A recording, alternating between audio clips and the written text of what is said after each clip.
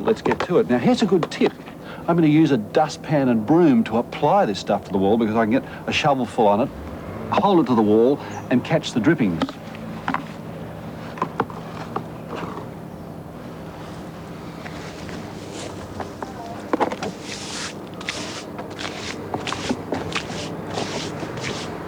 If you are concerned that the lime wash might change the alkalinity of your soil, well then you needn't worry too much. We tested a typical house right next to the wall that had been lime washed just recently and also quite a few years ago. And we found no appreciable difference in the alkalinity of that soil and soil that we'd tested in the general backyard area.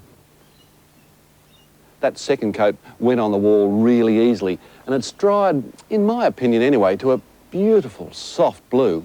Now you can make that paint a lot more durable. It means that you'll lose that weathering look, but you can make it more durable by adding bondcrete or cement. White cement is best.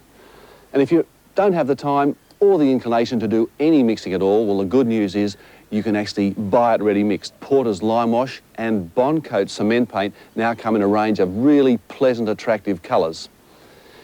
The most important thing still is, of course, to get the colours right. Check with your chief of staff or your social director or whoever it is that has a lot of input into the colour of your house and the surrounds before you mix the paint. Or you'll have to end up doing what I'm about to do, which is repaint the fence blue. What's wrong with blue anyway? It's a beautiful colour. I think, you know, I've seen lots of blue houses, really nice ones too. I mean, where's the adventure? Where's the spirit? This charming tree is Ginkgo biloba. Ginkgo is a slight misspelling of its old Japanese name, which comes from the words gin meaning silver and kyo apricot. And biloba refers to the leaves, which usually have a notch in the centre, dividing them into two lobes. And if you look closely at these leaves, you'll see that they look like giant versions of the leaves of a maidenhair fern, which gives rise to the tree's common name, the maidenhair tree.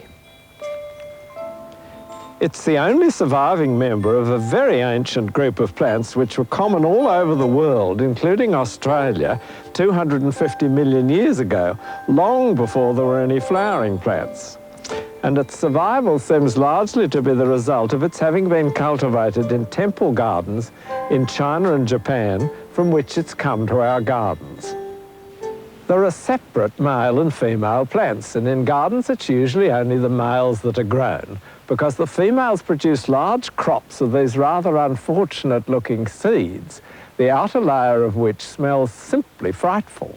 However, when it's removed, the seeds inside are edible, and in Japan they're marketed quite widely as a snack and for use in various sorts of dishes. You can buy them here in shops that sell Japanese goods if you'd like to try them.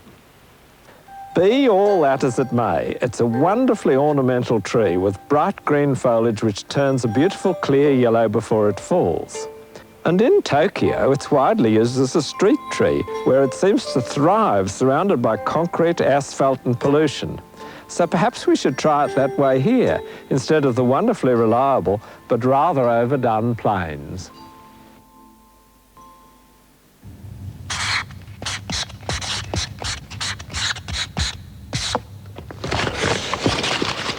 Tonight's You Know What I Hate letter is a real beauty. It says, I hate each and every coprosma bush which grows within 2,000 kilometres of my garden. They're an abomination. They're a curse. They are, shall I use some of the language my old Bullocky friend near Wilcannia used before he took up TMT? No, perhaps not. It's a prime-time family show. Yep, I know coprosmas make wonderful windbreaks at the seaside. Yes, I know they're just about the hardiest bushes you can grow from Cape Otway in Victoria to wherever you like, as long as it's not anywhere near my garden. Please don't encourage the planting of these ... dots. Our bush and foreshores will be happy, the human race as a whole will be happier, and heaven knows we've got enough to contend with politicians as it is. I'll be a happy gardener and lover of the Australian environment once more. Well, look, this is a coprosma. This one here that Ebony's having a sniff at is called Marble Queen. It was one of the most popular landscape plants a few years back. And this one here is usually sold under the name of Picturata.